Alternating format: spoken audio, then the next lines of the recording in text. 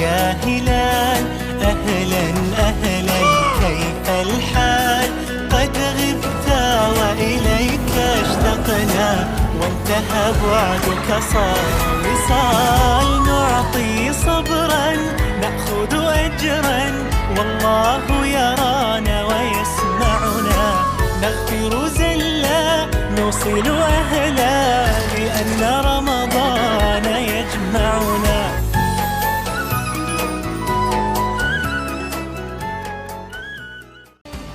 Assalamualaikum warahmatullahi wabarakatuh. Apa kabarnya hari ini teman-teman? Semoga tetap semangat puasa hingga akhir bulan Ramadan. Alhamdulillah, hari ini kita sudah memasuki hari yang ke-12 di bulan Ramadan. Teman-teman, kalau di hari sebelumnya teman-teman sudah menerima kultum dari Bapak Ibu Guru, hari ini Bu Wiwi mau berkisah. Kira-kira kisahnya tentang apa ya? Nah, kisahnya tentang pemilik 2 kebun yang sombong. Mungkin teman-teman sudah pernah mendengar atau membaca ceritanya. Nah, kisahnya seperti apa?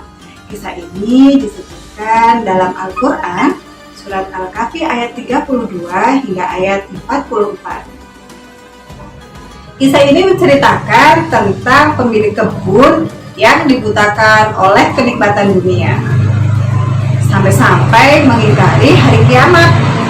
Nah, Allah pun memberikan pelajaran kepada kita melalui kisah ini tentang akibat seseorang yang sombong dan dengan menimpakan musibah berupa angin topan yang sangat dahsyat menghancurkan kebunnya.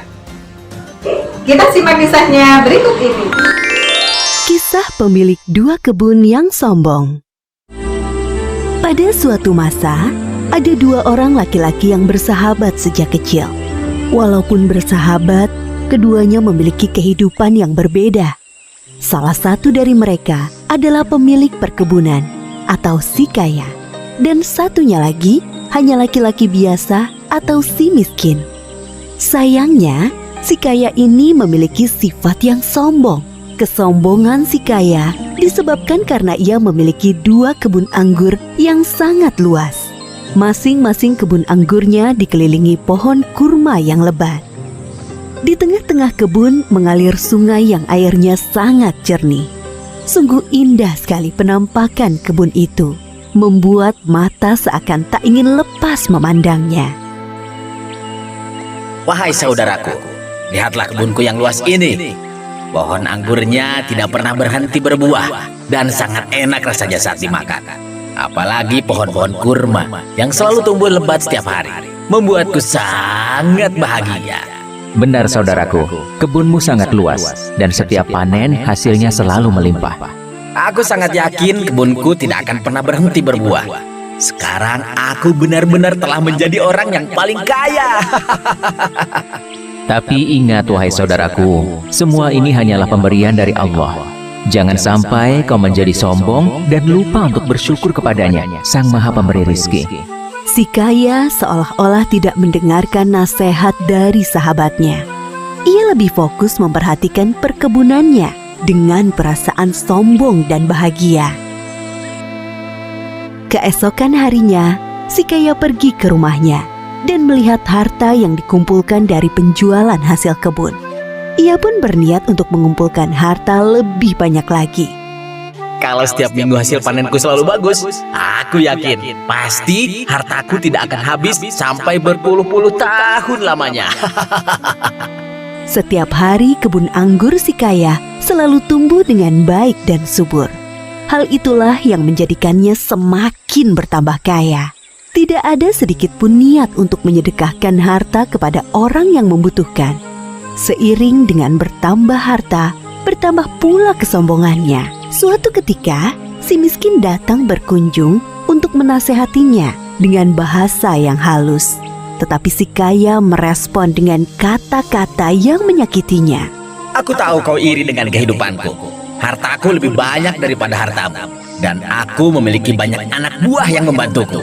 Sama sekali tidak, wahai saudaraku. Walaupun hartaku lebih sedikit dan tidak memiliki anak buah sepertimu, aku hanya khawatir kepadamu kelak di akhirat.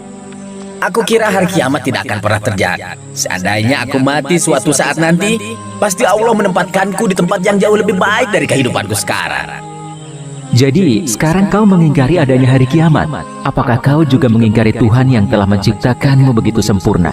Benar-benar kau telah dibutakan oleh semua kemewahan dunia ini, saudaraku. Sudahlah, diam saja. Aku tidak akan mendengarkan nasihatmu lagi. Tidakkah kau lupa mengucap Masya Allah, la haula wa la quwata illa billah saat memasuki kebunmu? Ucapan itu adalah salah satu ungkapan syukur kepada Allah atas semua kenikmatan ini. Segeralah bertaubat kepada Allah sebelum semuanya terlambat. Si kaya tetap tidak mau mendengarkan nasihat si miskin. Ia mengusir si miskin karena merasa sahabatnya terlalu iri dengan semua harta yang dimilikinya.